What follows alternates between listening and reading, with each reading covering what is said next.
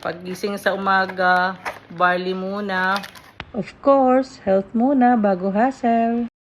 Kahit nasa bahay lang, I do everything with intention.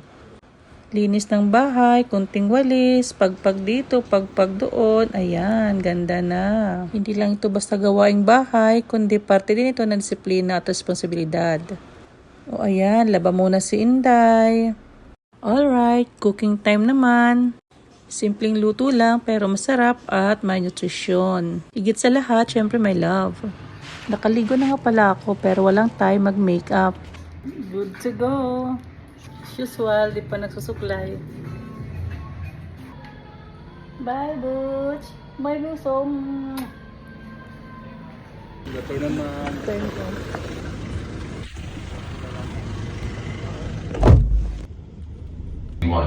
Proceed to cashier Harry L.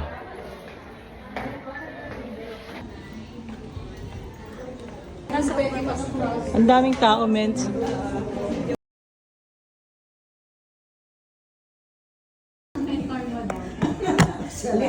Yan, dito na tayo sa releasing.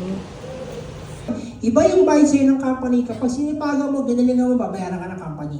Pero alam mo ba, yun... So kung right now, ganun ka, And I am a former bank employee po bago po ako na sa good training for us kasi darating yung time. Gabi na, nasa office pa rin kami. Pagod? Abay oo, pero fulfilled kasi bawat crotch ako ngayon, investment yan para sa future namin.